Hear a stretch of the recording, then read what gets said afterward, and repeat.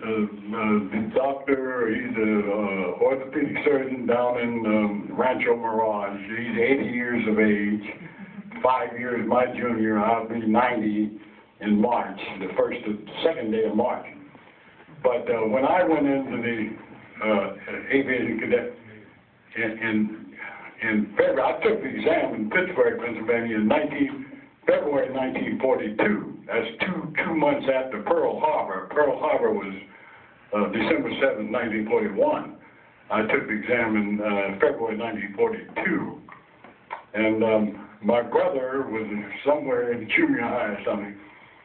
And he followed me in many areas and followed me into the Air Force. But he took the exam, and that's a long story. But there were so many pilots that lost their lives, and unbelievably in Europe and in the Pacific, that we had to have at least 2 years of college to be eligible for cadet training when I went in. And I had 3 and almost 4. And my brother went directly from high school, and he graduated from high school like this week, and a couple of weeks later, he's down in Alabama, down in Keeslerfield, Mississippi, and going to training. So I want to know about your red tail. The red tail. Oh, the red tail, yes. Now, as a fill-in, keep in mind red tails, because sometime, probably the first part of 2011, George Lucas, the famous producer, has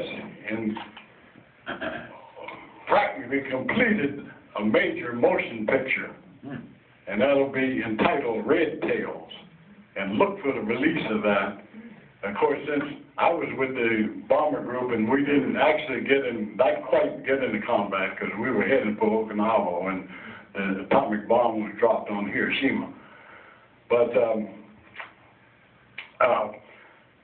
the fighter guys was 450 pilots that actually went into combat in Europe.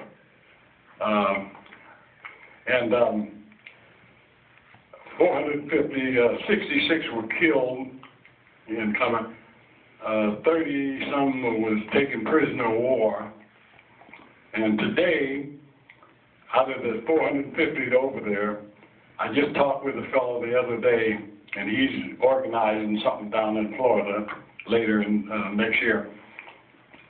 There is 40, with the death of the guy the day before I talked to him, now there's 44. And that's less than 1/10 of the original ones that went in. Out of the prisoners of war, there's about 3 guys left. The 30-some that went and taken prisoner of war. One of them is Alexander Jefferson. He's up there in Detroit, and I talk with him all the time. And some of the guys, of course, I know all the fellows on the screen there a little while ago. But the planes in like the P-51 especially, the P-47 also, but the tail was painted red, like different squadrons had different colors and so forth and so on. But we were later called the Red Tail Angels. The Germans call us the Schwarz Vogelmännchen. Schwarz is a German for black, and Vogel for bird, and Männchen, M-E-N-C-H-E-N, for men. They call us the Black Birdmen. And so that's how the red tail's on the back of the airplane. You see that? Now I won't be, when this motion picture is released, we thought that it would be ready at the end of this year or something, like now. But George Lucas, who's a master of production, he was responsible for the Star Wars 1 and 2. He would have produced this picture long before, but he got involved in Star Wars 1 and 2. So big time. He didn't have time for us. He's had a contract for 18 more years. and he has a George Lucas Ranch up there in San Francisco near right across the river. San Rafael, that's what I was trying to think of. But he's doing great. He wasn't satisfied with the production, so he's doing some re-editing, remaking. So we look forward to the release. Now, for the civil rights part of it, and some of that we talked about the officers' club and so forth, I'll be on PBS probably at the time of the release. So I won't be involved in, I wasn't the combat, so I'll be on that. Mention a couple of things. We're running close to the end of our time here, and Mitch, I'm sure he'll stay around to answer a few more questions. I just want to mention a couple other things. On September 11th, Mitch is going to be honored here at the St. Regis on a special event.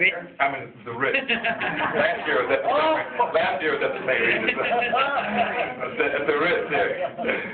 He'll be a special honoree, special guest for the Life-Changing Lives event, which will raise about $1 million to go to a couple of big nonprofits here in Orange County.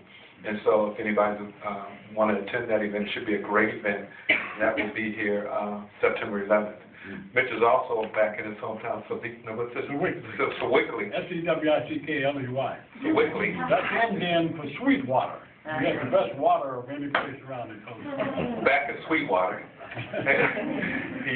They're starting a museum in honor of the Tuskegee Airman. Out of that little town, there was how many? And there was more. The little town, Sewickley, there was only a few thousand, several thousand people there, and about a couple hundred blacks. And we had, proportion-wise, we had more than any place else, population-wise, you know, in the Tuskegee Airmen. So a monument is being established in the graveyard in Sewickley.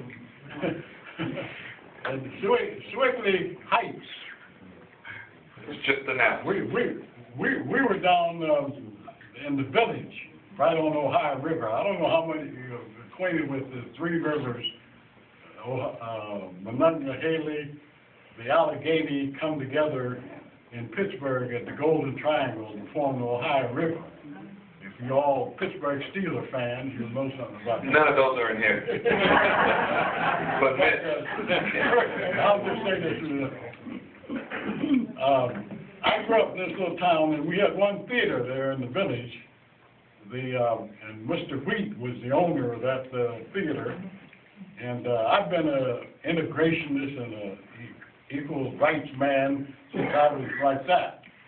And I always resented what happened in this village. We had an integrated high school, in quotation marks. We were great stars in track and field, and they wanted to exclude us from basketball. The first black to play on the basketball team was just a class or two ahead of me. I was the one that integrated the senior prom. They've never had a black at the senior prom. We had 106 graduates in 1938 from Sewickley High School, and I just so happened there were 6 blacks and 100 whites. And of the 6 blacks, it was 3 girls and 3 boys. So which worked out, and I got together and pressured them. And I said, we're going to attend the senior prom.